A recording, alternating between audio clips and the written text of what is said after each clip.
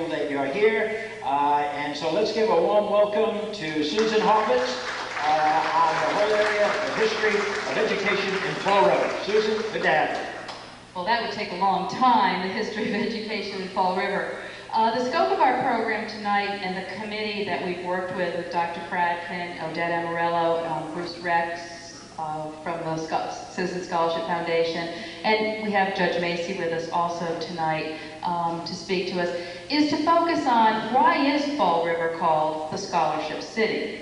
And so we've blended together a couple of things. One is a little bit of an overview of what are some of the names of some of our schools and why are they named what they are. And I did want to share with you also a project that was done by a group of third grade teachers a couple of years ago on the history of Fall River that is in every third grade classroom in the system right now. And that is about like Fall River now and long ago and the Wampanoags and the mills of Fall River and so forth, to share some of the city's history with our students using technology.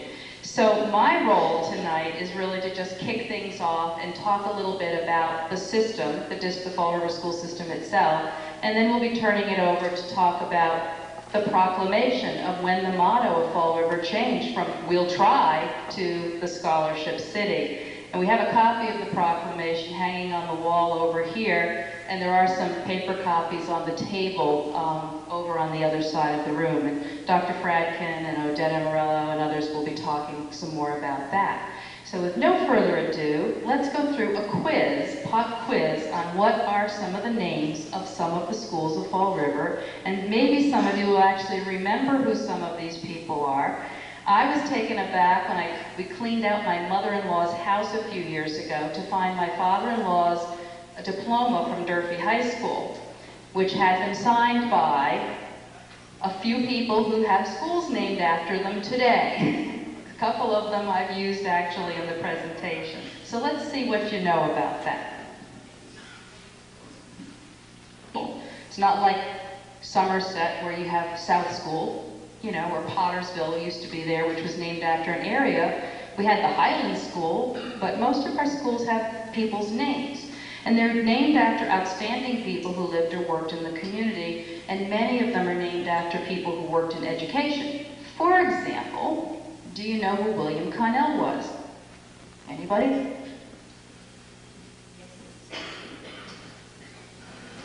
Well, was he principal of Durfee High School, minister, teacher, or superintendent of schools? Do, do, do. Be thinking, be thinking. You think superintendent of schools? Some people saying minister? The correct answer is D. He was superintendent of schools from 1872 to 1894. Oh, you saw it before they saw it before when I was testing the equipment. Let's try a few others. So, Charles B. Carroll, a school down in the north end of Fall River, near North Main Street. Was he a mill manager, school committee member, principal of Durfee High, or mayor? Oh, people seem pretty sure about that he was a principal of Durfee High. Most of you were here then? Okay. And the answer is C. He was principal of Durfee High School, and Mr. Carroll was appointed principal in 1925 and missed work only one day in 27 years. So.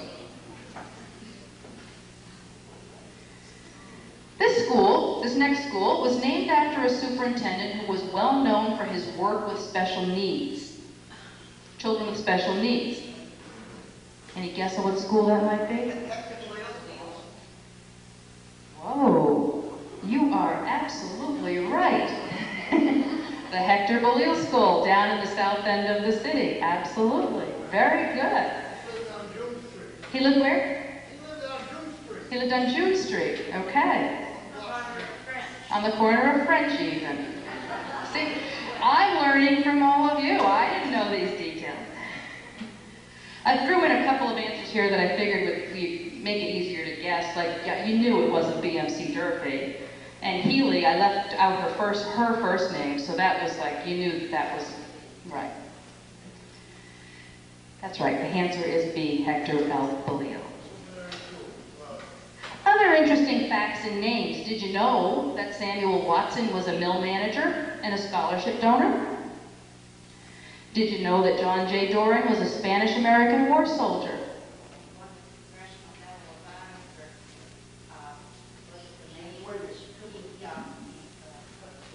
Okay.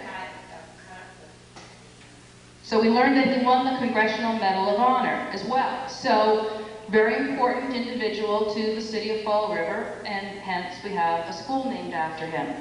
Leontine Lincoln, up here on, is it Pine Street? The Lincoln's on Pine Street? Pine, was a school committee member. And William S. Green, for whom we have the brand new Green School down in the South End, we had the old school that was completely razed and built the brand new school, was actually a 6-time mayor of the city of Fall River.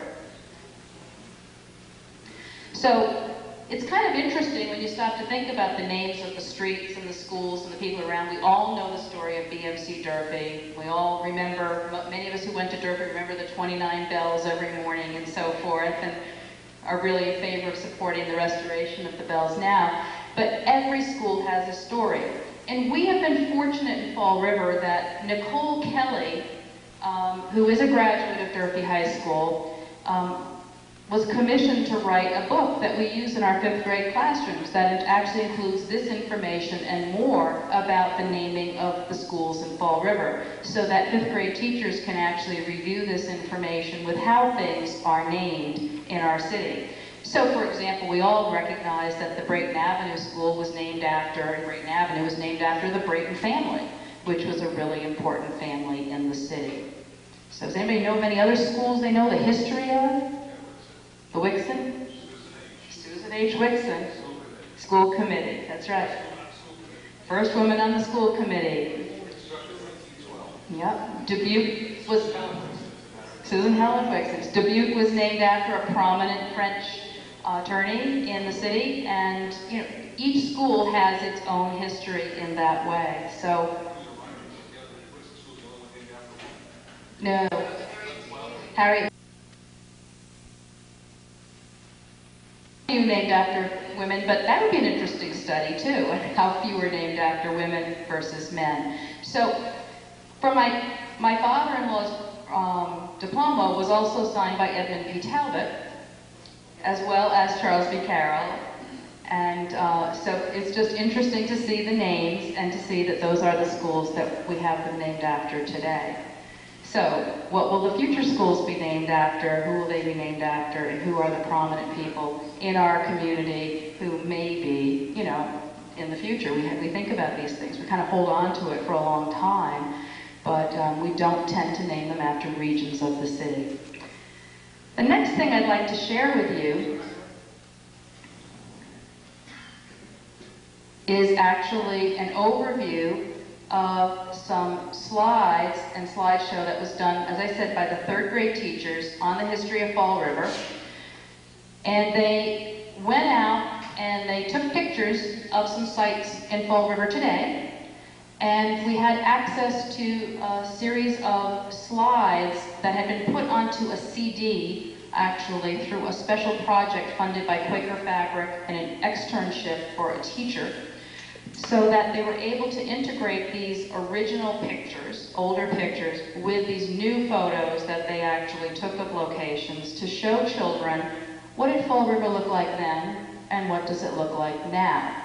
And so this is done to sort of appeal to a lower grade level, to just give them sort of an inkling. And it was based on the fact that what we really wanted to do was to take kids out on buses and show them the city. But we didn't have bus money. But we had money to actually do some work to get some CDs, and each classroom had a computer, so we could get some of this information into the schools that way. So this first one that I'm going to show you is called Fall River Now, Then and Now and Then. And the premise here is to show what things look like now and what they look like then of some of the same places. You may recognize this mural. Anyone recognize where this mural comes from? It's in the Tech Building at Durfee, yes. Now Cuss Middle School in the auditorium. And unfortunately, it's painted right onto the walls. I've spoken to people at the Historical Society about how we might be able to preserve this, but it's really kind of an interesting set of murals, but since the building is aging and so forth, I fear it seems like we ought to be able to take care of this. Exactly.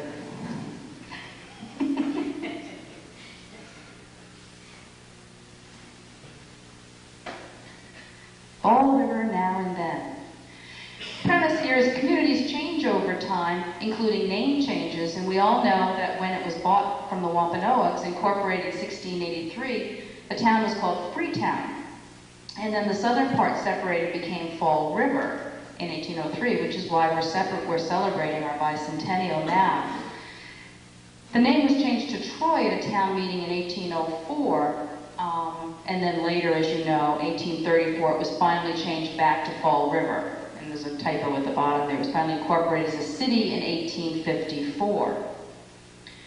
And here is our seal with the Scholarship City.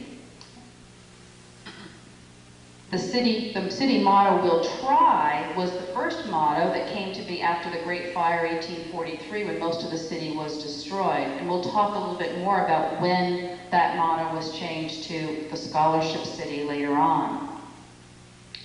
And this is what we focused on. Were some photographs of Fall River from its early history to the present. So today, here's a picture of the Government Center. And that's what City Hall looked like then. And most of us in this room remember that City Hall. Like the old one.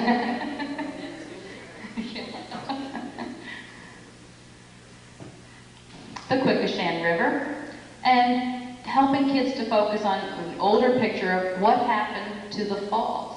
We teach about how we had the falls and how it was a good site for factories because of the water power, but we don't see it anymore. And so it's really hard for kids to get that concept. A picture of the downtown area now and what it looked like then. And activities we might do with students would ask them to find 3 or 4 things that are the same and 3 or 4 things that are different and actually compare them. What is the same? The Academy building's still there. What's different? Everything. City Hall's missing, different. The carriages, and now we have cars, for example. Those are the kinds of things students would pick up on. This is a picture of Central Street, what it looks like now, and what it looked like then. BMC Durfee High School, the old high school, and asking the students, what is this building used for now? The courthouse, you know. So it's kind of giving them a perspective of just recognizing the important buildings in their community and having a sense about that, some of which still exist. The granite block, not there anymore. Yes, at the time. So to show what policemen look like today, what they looked like in the past.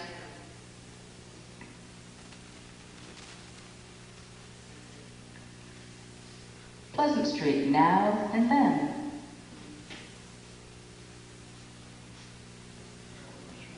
The YMCA looks the same, doesn't it?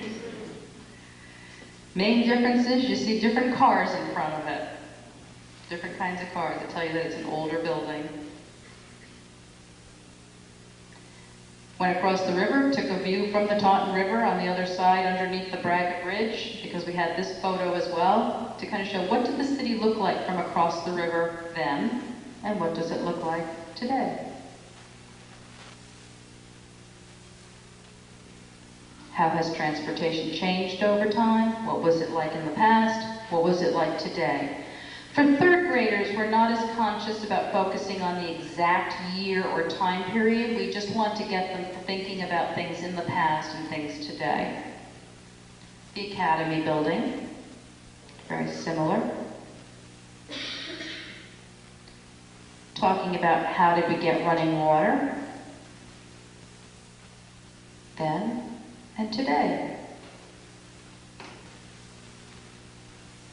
quarry was located where the small school is today. A lot of people don't remember that, but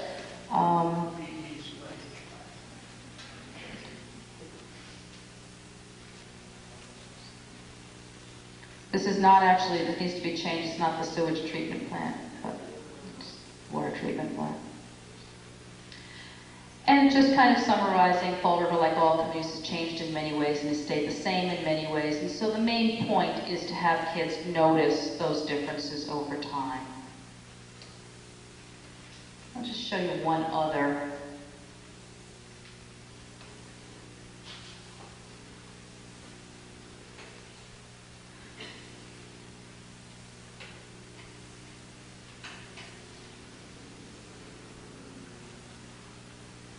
The mills of Fall River.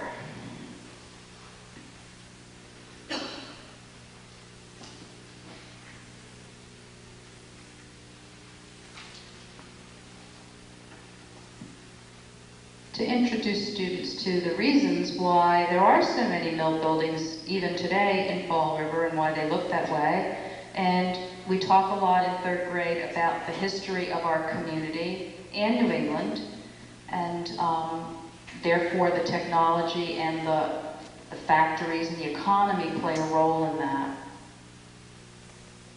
And talking about the geography that contributed to why Fall River was an ideal location for the mills. And Al Lima's in the audience, and he's written a very fine book that discusses the geography of the Fall River area, the Taunton River area, and why it was an ideal area too. This is the first granite mill that was built in Fall River in 1811 by Colonel Joseph Durfee. It was called the Globe Cotton Mill. And asking students to notice how close the mill is located to the water and how important that was. Then we just have pictures of other mills that are in Fall River so that students could actually pay attention to some of the similarities and differences in the different mills and the structure of them. The old Borden Mill, Marshall Hat Factory. I'm sure you're recognizing where these are in the city. The old Iron Works. That goes way back. That's right. And talking about Fall River's nicknames, which came largely out of the fact that we were such a mill town. Nicknames such as the Spindle City and the City of Dinner Pails, which we know was related to how they brought their lunches to the factories to work. And how to cut down the cost of transporting, they used the granite, but most of the later mills were built close to the granite quarries to cut down on the cost of transporting it. And why was that? It was because, well, we had granite here. And talking about the mill workers, which is always very interesting to students, about children working in the mills. So naturally we include some photos of children.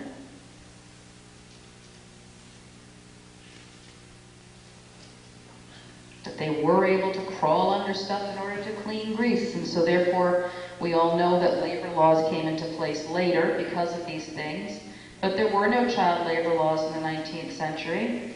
So if they needed more money, they went to work. Well, the labor laws were much more general. But we do have photos of even very young children being chained to their machines so they didn't wander off.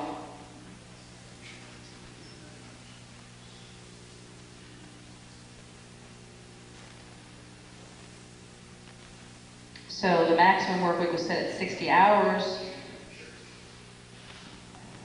And comparing, well, if the maximum work week is to 40, how many hours a day will he work, that kind of thing. Talking with kids about that.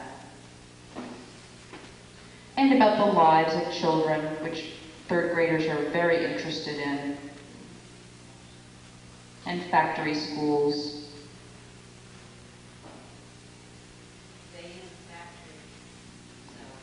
The children? The schools, yes, yes. And that's when finally in 1938 the Fair Labor Standard Act was passed to prohibit the very young children from working in the mills. And And then talking with what happened to the mills. Why did they go away? Most of us sitting here know that because of most of them moved to the southern states over time, and that there were many reasons for that. Among them, the use of electricity and steam power, with mills no longer had to depend on the water power to run, so they could be in different places. The labor was less, but to cut the cost of production, they could build, they could make things closer to the raw materials, and labor was less and prevalent. There were no unions, so that was contributed to it. Sounds like today, doesn't it? That's right, it's just a different place in the world, but it's the same thing. It's just that same evolution, historical evolution. And then finally, obviously, with cooling devices such as fans and air conditioning, even more factories of different types moved to the south, and we've seen that trend over the last 50 years, obviously. And then we talk about what are some of the mills used for today, then? And we included information about the big fires, because they're rather dramatic. And most of us remember those. I remember the Kerr Mill fire very vividly. I was working at the Talbot Middle School. It was a Monday. And so many of the students at that school had lived not far from the Kerr Mill. So we could actually smell the smoke in the school that day. We kind of did other things to keep everybody going. Yeah. And that today, we know what a lot of the mills are used for. They're not used to produce cotton cloth, but they're used for all kinds of things. Maybe some of you live in an apartment in a mill, or have your office in one. Most of us have been to the 99 restaurant, or we've been to the registry, which is now in a mill, or to any one of the shops and stores that are in various mills, and how they've been renovated and used for those purposes. And so it's just kind of summarizing with students what mills are used for, what they were used for, and so forth. So there are a couple of other slideshows, and as I said, this is the kind of work we're doing in the school system to try to bring some technology and bring some things of historical interest to the students and help them to be more familiar with their community, particularly in light of the fact that we have so many students in our schools now whose families may not be from Fall River originally, and they just don't know a lot about the city. So this is a way of helping them to understand it a little bit better. Thank you.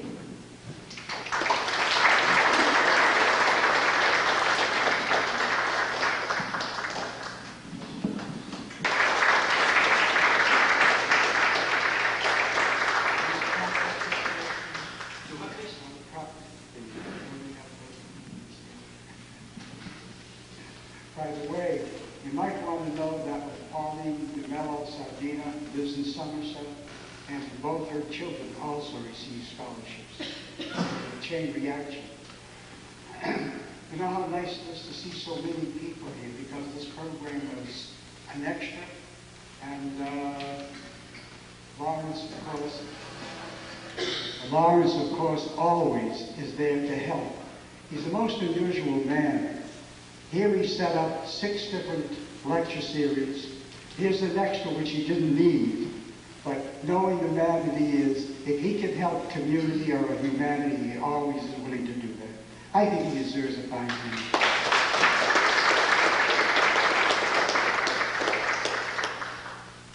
And Susan, you set the pace beautifully, may I say. You did a very nice job. You showed what is in the past. Once upon a time, with a strong back, you could make it. Not today. Today, unless you have education, you're going to be either unemployed, on welfare, or in jail. That's what happens. The thing he was talking about, there was history maybe this afternoon. For the first time in history, there was a walk-a-thon for scholarships, never been done before, kicked off right here in the Scholarship City. And I can tell you, this is continuing now in September and October in California, New York, and Michigan, and New England, all over the country. and literally multi-millions of dollars are going to be raised to help kids, all started here.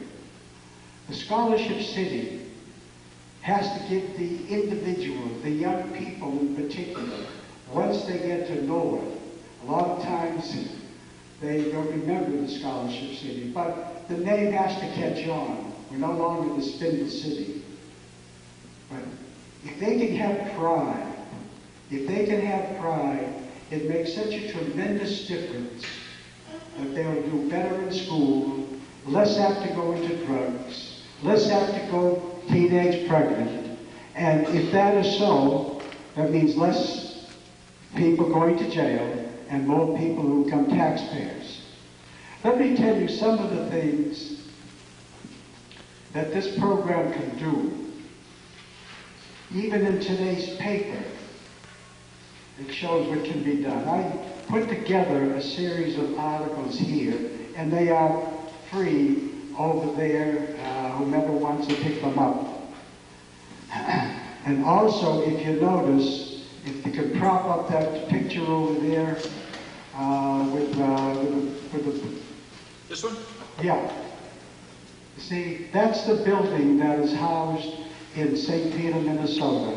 Too bad it's not in Fall River, and I expect there should be questions forthcoming. I only have a limited time to talk, so I'll touch the high spots. We really are an American success story.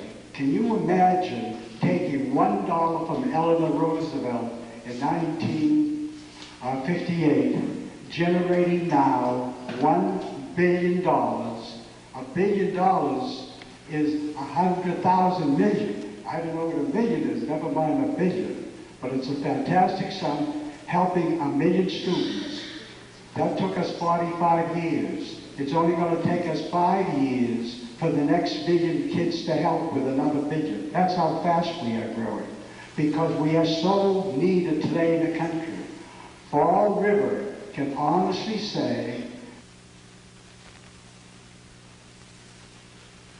because when you have a person who served on Bush's cabinet, that was Bill Riley, when you have the doctors and the lawyers and the judges and all the people who have been helped, it had to make a better country. This is the whole dream of the program. When I saw in 1960 a breakdown of racial barriers, a decrease in dropouts, an increase in the kids going on to school, I said, you know, it's amazing. You give these kids hope. You give them $1. You give them some way of knowing there's a future for them, and you change them. And that is what's happening throughout the country right now.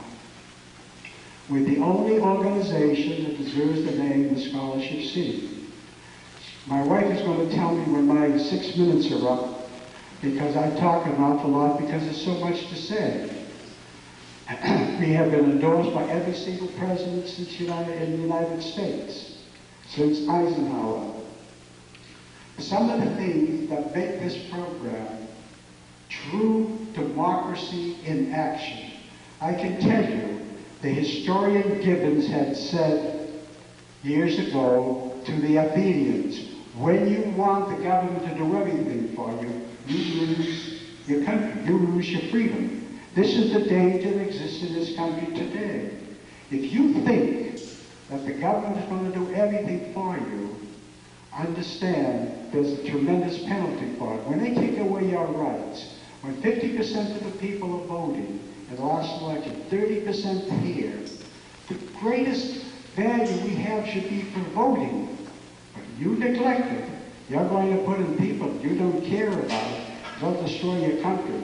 No country has ever existed by allowing the inside of the country to decay, that is the middle class. 19 civilizations have died from decay within out of the 21 civilizations that existed. That's a terrible, terrible show that we, the people, we have God's gift in us. There's nothing at all we cannot do, provided we have an education. Listen what what is happening right now. The GI Bill of Rights made a tremendous difference in this country for education. Now we have the Citizens Bill of Rights. We challenge communities throughout the country to say, your greatest asset is not the oil and the gold in the ground. It's what you do with the young people.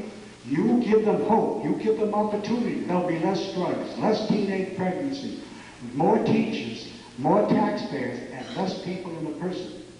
This program, properly introduced, will actually change the budget in any state in this country.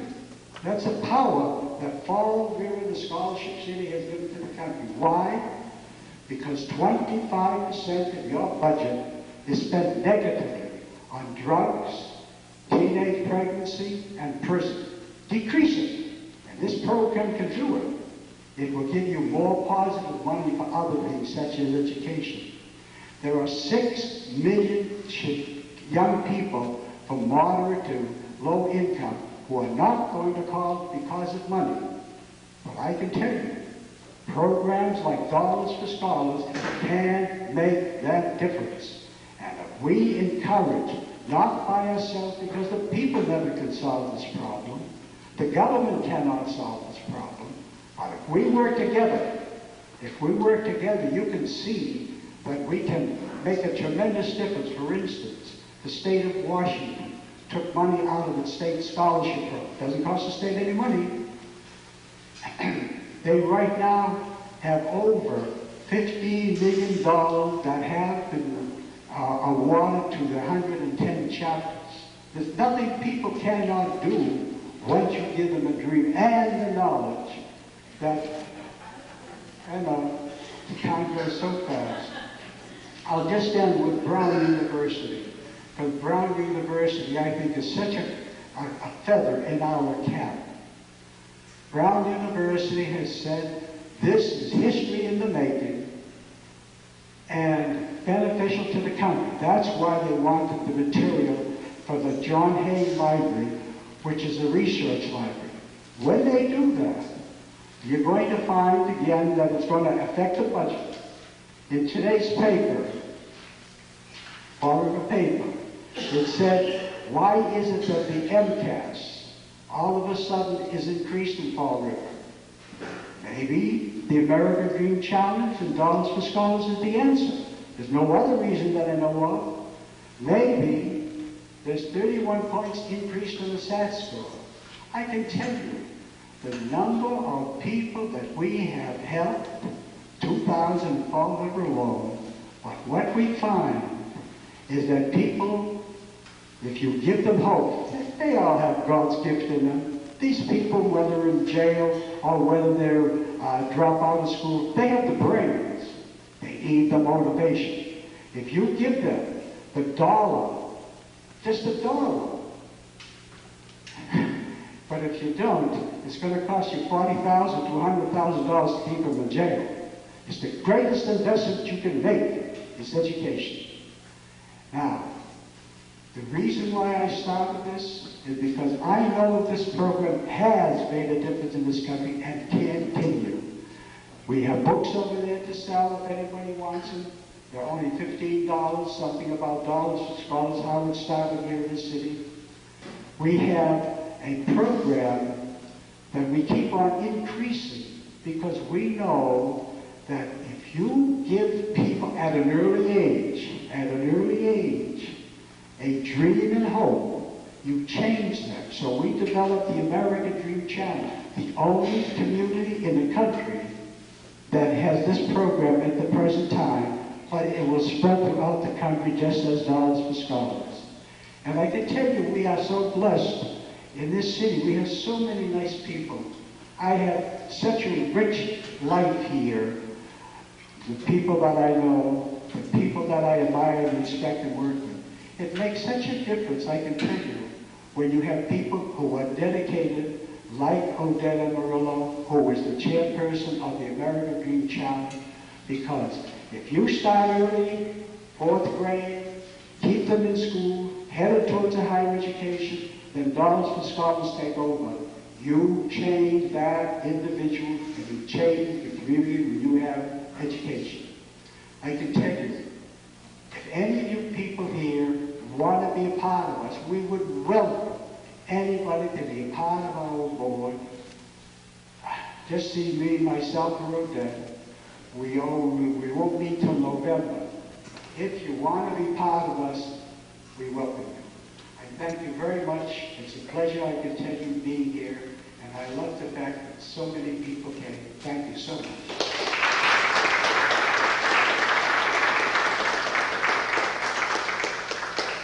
My pride and joy, Odette Amarillo. She's, you know, all the work that she has to do, she spends all the time and effort on a program such as this. And you cannot do this, I can tell you, without the help and cooperation of the school department. We're blessed that they've given us support. Without any ado, Odette Amarillo.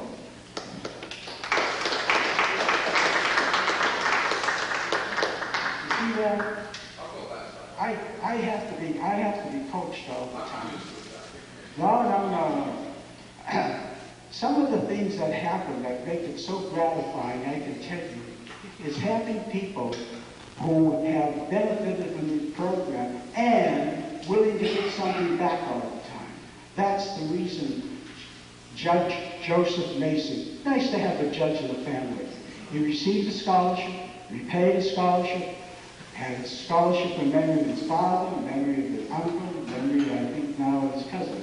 Anyway, he always is willing to come forward and say a few words of the value of the scholars and scholars. Judge Mason, if you will.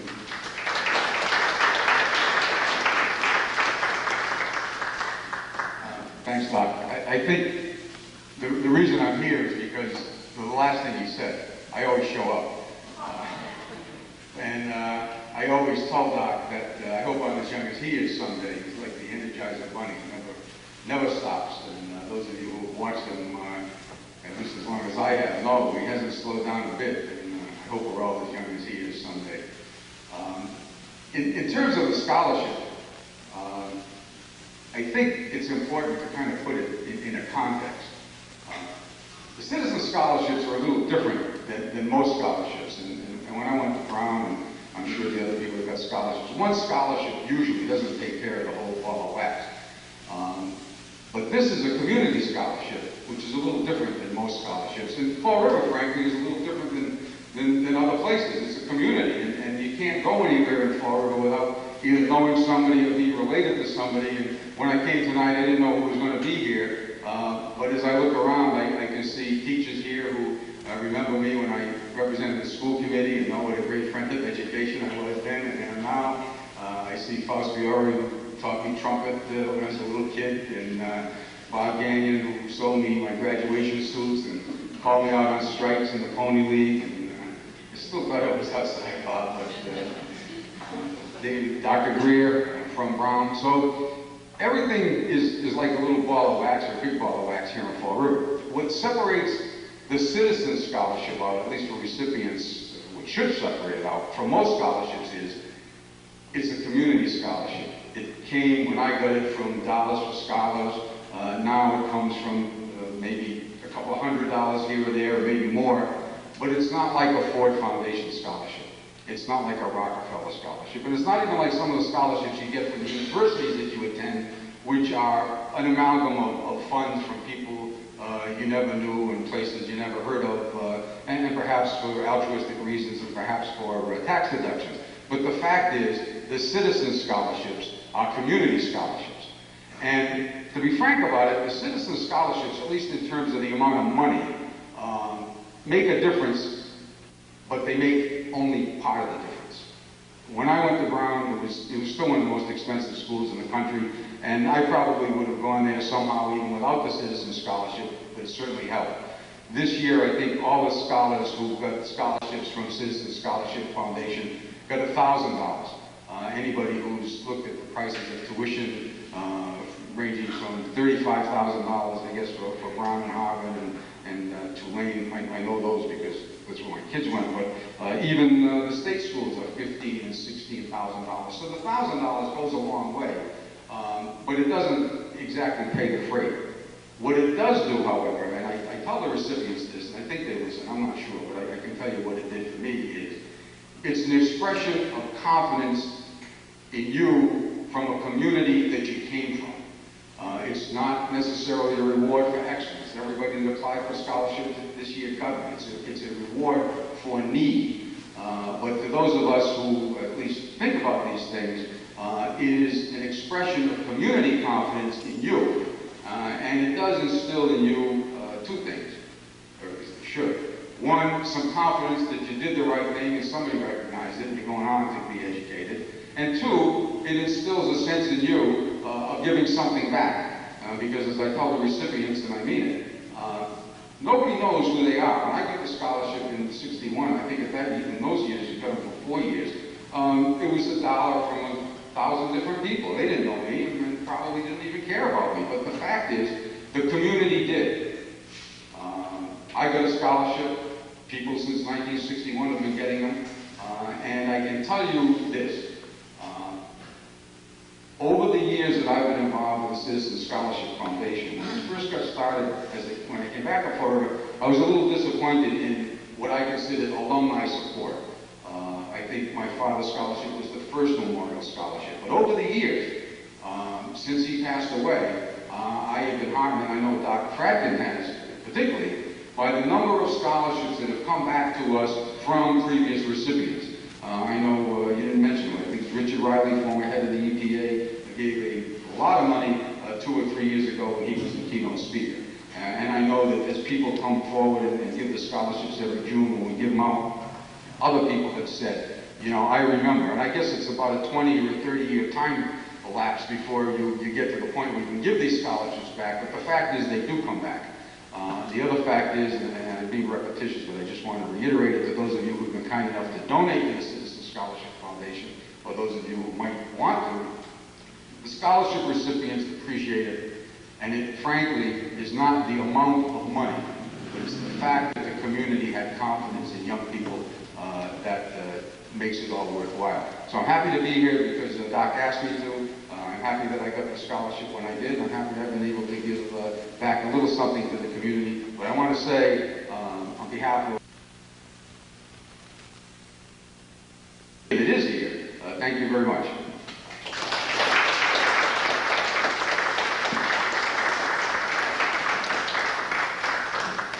He's one of our treasures. Another one of our treasures is Al Lehman. His grandmother, and I can see her picture now. She didn't speak the best English in the world, but she had the biggest heart in the world. She developed a scholar roller. I used to get the parents of the recipients together and see whether they would raise money. The way she did it, and I see her aunt, his aunt back there, Isabel Cabral. Would you raise your hand? Yeah. They had a scholar roller. Isabel was your grandmother, and helped raise money to give to the next class. That is what you're trying to do. And this guy, Al, is an environmental protection agent. It's, I forget exactly what you're doing out in the city you are, but I know you have a great position. Come up, Al. It's a great position. But this is what happens. You don't know what God's gift that you had developed can do for you. That is education. He's a prime example of it. And it's my pleasure, my honor, to have Al say a few words. Thank you, Doctor. I remember the first time I met you. My grandparents were meeting in Van Lima, had a roller and doing little events to raise money for the Scholarship Foundation. But I agree with Judge Macy about the meaning it has for recipients. One of the things, I received a few different scholarships from different organizations, but the Citizen Scholarship mattered the most to me because it, as Judge Macy said, it meant that the community was behind me. The community had certain expectations of me, that it really wanted me to succeed, which meant a lot to me because I was the first person in my family who went to college. So it was kind of scary, but and it wasn't much money, but I went to a public school, so it made a big difference in my tuition. was really, really touching. And I think that, you know, throughout my planning life, I'm a city planner, and I remember one thing that my planning professor told me at Penn when I was there, when I went to graduate school. He said that, you know, no planning project succeeds unless there's one person who is behind it, who says, I'm going to make this happen. And any planning project that doesn't succeed doesn't have that person there. I think Dr. Fratkin has been that one person in the whole area of scholarships that has made a difference. That's what it takes. It takes one person with a dream, with a vision, but also with a tremendous ability for hard work. And I remember back as a high school kid when you were going around the country already trying to establish new chapters throughout the country. It was just amazing to see how much energy we had back then. Last year I was at graduation for my nephew in Wakefield, Mass., which is northwest of Boston. And the graduation was on a football field, and they had about a few hundred graduates. But then the chairman of the school committee got up, who was also chairman of the Citizen Scholarship Foundation, and he started to give recipients their scholarships for college. They gave about a dozen or so. But they also have quite an endowment over time that they've amassed. But then the principal of the school was about to retire. He was retiring that year. In fact, he was going to run for the mayor of Attleboro, where he lived. I'm not sure if he won or not, but he's going to retire and do that, go into politics. But then when he got up, he talked also. I should back up and say that the chairman of the school committee had mentioned Fall River, and Dr. Fratkin as forming this amazing Citizen Scholarship Foundation and how much it meant to Wakefield. And then when the principal got up, he also said he was a recipient, one of the first recipients of the Citizen Scholarship Foundation. Probably in my class, I was in the second year, I think, of the Citizen Scholarship Foundation. But he also mentioned Fall River and the difference that the Citizen Scholarship Foundation made in his life. So it was like Fall River Day at Wakefield. It was just amazing that our city was being mentioned in this one place. And I work in Marlboro, and Marlboro also has a Citizen Scholarship Foundation. One of the city councilors is head of the foundation. And it's something which has touched so many people in so many ways. And it shows you the difference that one person can make in the lives of one person. Thank you, Dr. Fratkin. You've been wonderful, and we can't thank you enough for everything you've done for us.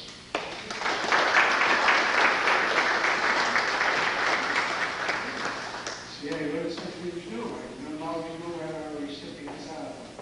This is one of the reasons why when I call Joe Mason, listen to our organization or these people who have benefited from it, they realize the community supported them and I get something back.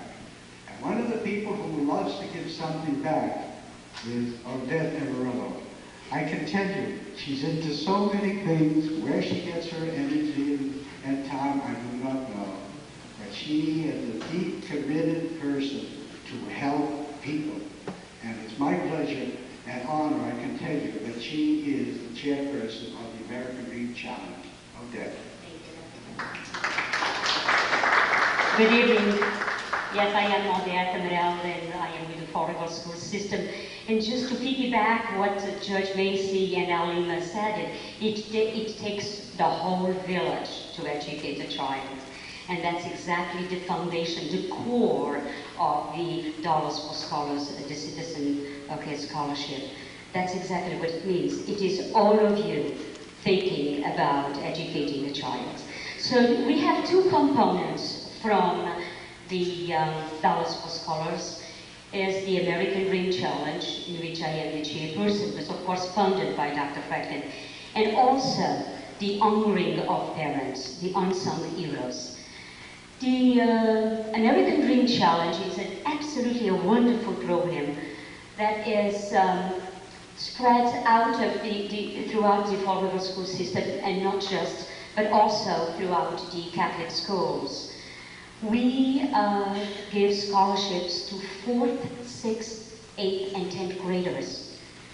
This is unknown. It's absolutely wonderful. And again, it is not the amount of money that the American Dream Challenge gives to each student, but yes, We are involving the whole school community. We are involving the teacher, all the students at the 4th grade level. We are involving the parents. And this creates an incredible positive atmosphere for all of us and for them too. So it is through a process. I can take you through, let's see if I can take a minute to take you through. So we have a committee that selects a theme. The theme is being given, okay, to every school.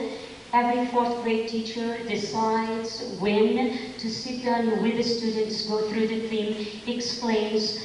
No teacher helps the student. This is such a great opportunity that the students will write freely, okay, without any restrictions. Their thoughts, their passion, okay, focusing on the theme and writing an essay. Now the teacher selects 3 students from each classroom. Remember, every 4th, 6th, 8th, and 10th graders selects, okay, 3 students, sends to us, and we have an incredible community group of people that are the judges to read these 3 essays and select 1 student. And after that we have such a magnificent celebration, always given at the Henry Lord, with parents, the extended family. The whole family comes, the siblings, the neighbors come to celebrate, okay, this child that wrote an essay and was recognized. This is absolutely magnificent. Well, together with that, we also know what research says about, okay, education. And to be successful in life, what do we need? To constantly motivate the parents, because we all know that the parents are the first teachers of their children, and the home is the first school. So we honor parents. It is a magnificent program. Again, the whole community is involved in honoring these parents. How do we select the parents? Each school community nominates a parent. And we know that nowadays the definition of parent is not the biological parent the way that we grew up with. We have many single families. We have many foster parents. So it depends in every school to select the parents and define this particular parent. And they sent to us this absolutely beautiful letter focusing on this parent. The parent will never know until the day that he or she was selected to be nominated as the parent, okay, from that particular school community to be honored. And again, where is it being honored? At the Culture Center, downtown Fall River. That it is a gentleman that practically has no formal education. He is Portuguese. He has no formal education. He owns the Culture Center and he believes in education. He believes that he gives freely his space, his time, and his place for us to honor our parents. So, as I begin to say, it takes the whole community to educate a child. It takes is based on one man with an incredible mission. He believes that it is possible. So it depends on each one of us to make a difference to a child. And we need to think seriously about the differences that the differences make in a very positive way. And now I'd like to conclude with the proclamation, isn't that, Susan? We need to read the proclamation. Yes, please. Please. No, you do. So I do believe that some of you took the copy of the proclamation. We also have the symbol there, and Sue also has the copy of the proclamation. And